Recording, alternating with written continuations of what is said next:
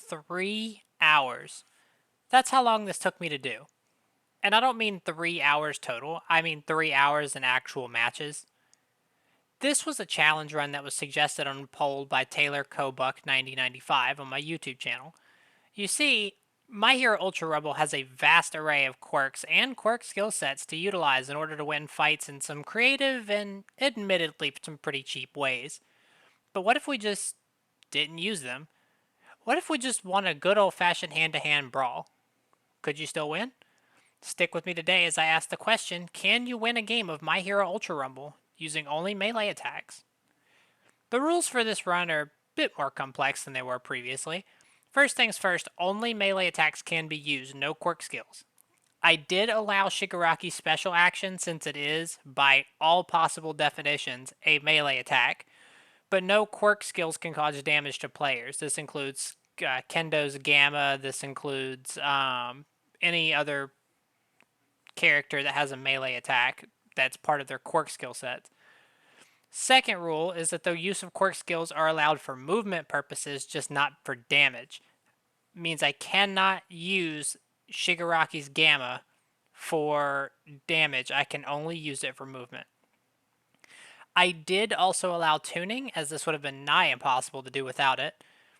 And finally, I didn't want this to just be another pacifist run, so I added the stipulation that I must get at least one KO. This was to stop me from just hiding the entire game. And with all that being said, let's begin.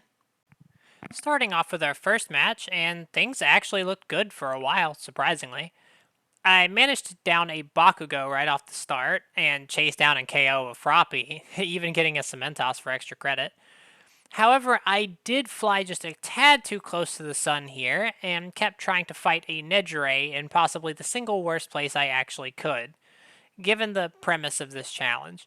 She was able to use her beta and her floating to stay just out of reach of my grippers, and as such, I got melted fairly quickly. I tried to run, of course, but it really didn't take her long to figure out where I went. So this was the point where I started to realize that this was going to be a lot more difficult than I initially thought. Second try, and this time I started off by looting for some healing supplies first, as well as maxing out my Gamma in order to have it reload faster. I ended up running into a Monoma who did not feel like fighting at all, and as such hid behind his Gamma. Rather than give him additional movement through my own Gamma, I chose to just leave. I'm kind of shocked that he just let me, in all honesty. Regardless, I ended up getting a KO on an Assault Kirishima, and started fighting an Ochako. She really sent me on a wild goose chase, and I almost caught up with her when I accidentally hit her with my Gamma, thus failing the challenge. So I definitely need to be more careful when using it. Fun fact, this is the first time during one of these challenge runs where I fail from breaking the rules rather than from being KO'd. The third match was actually on USJ, but this one was over fairly quick because I have to say I was getting sloppy by this point. I tried chasing a Nejire and dueling a bot mount lady, both things you should really never do if you're restricted to throwing hands exclusively. Suffice it to say, I got exactly what I deserved. The fourth match was where things started getting interesting again. I found the world's friendliest Dobby over in the lobby, which prompted me to give him a Tech Alpha card I'd picked up. Hopefully that helps him out some, as I certainly don't need it.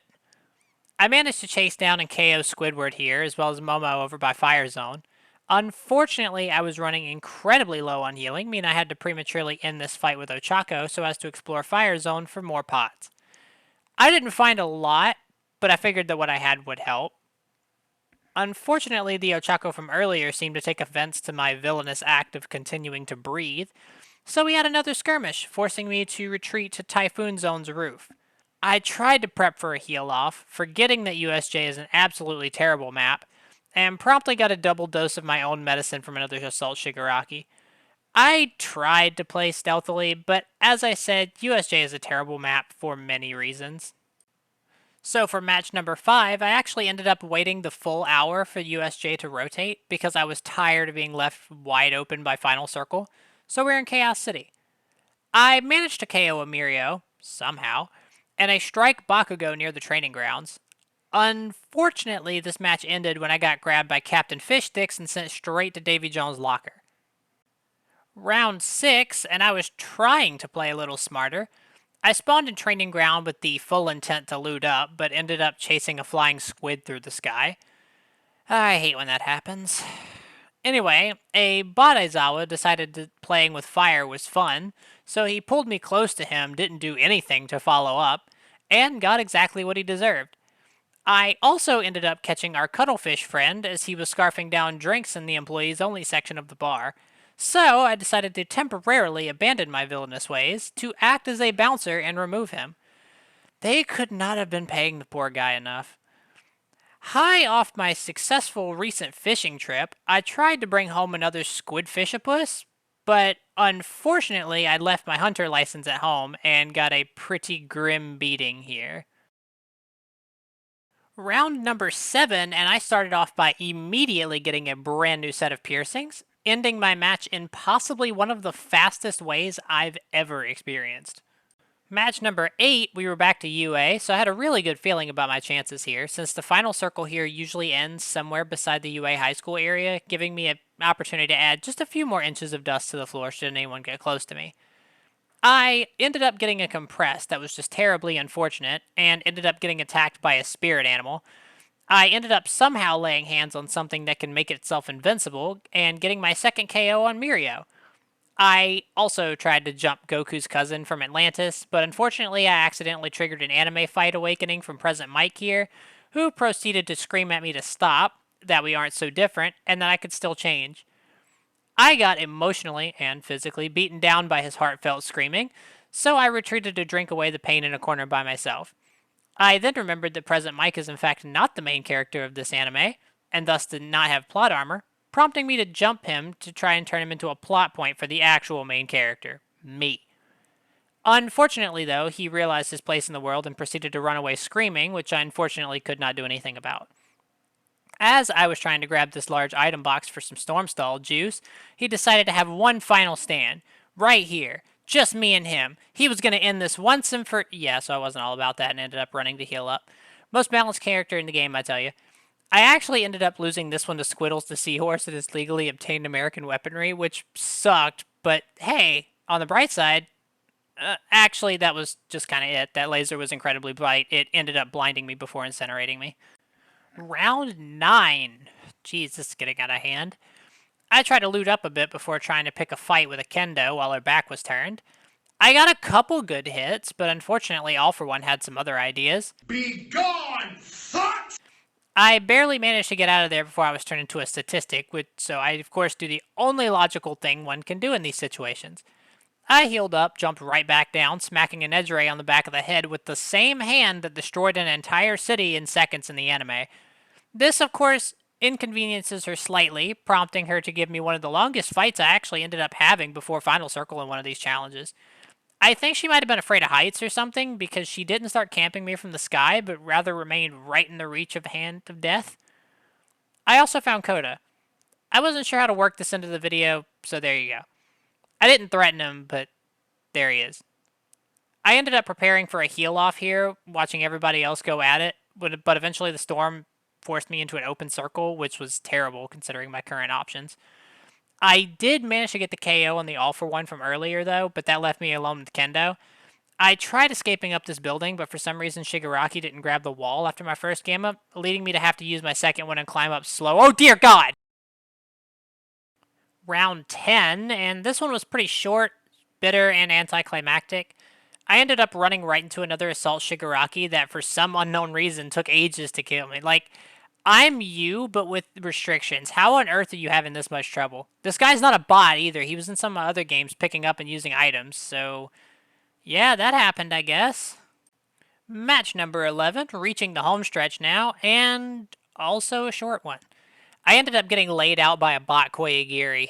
That's how burnt out I was at this point. I just about lost hope. It seemed like this challenge was impossible. But then I had an idea. Maybe I could be using a better tuning build. You know, I usually have my builds set up around using specific quirk skills primarily, but what if there was a way to optimize my current PUR outfit for melee? So I checked and I made a couple of adjustments. Hopefully those adjustments would give me an advantage in lucky match number 12, and we're off to a fairly rocky start. I decided to try and pick people off from this massive fight that was happening, but Ibarra was just not having it. Luckily, this Dobby here, the second friendly Dobby we've run into, by the way, had my back in clearing out most of the mess. I got 1 KO out of it, which was barely enough to meet the requirements for this run to succeed.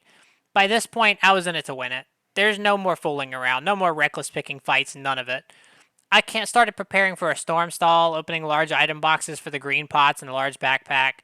I started threatening green civilians for more health pots. I started preparing several support cards at a high level in case I got interrupted during storm stalling. I'm a villain, main.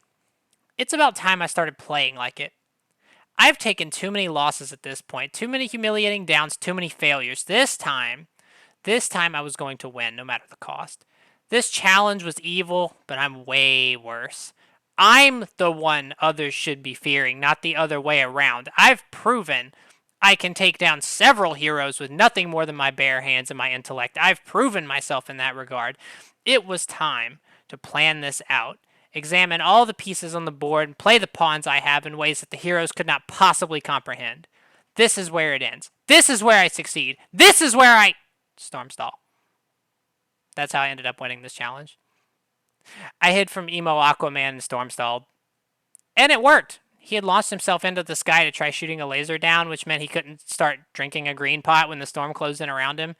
It was actually kind of sad in a way. He fell to the ground in a rather anticlimactic way, proving that yes, you can win a match of My Hero Ultra Rumble with only melee attacks.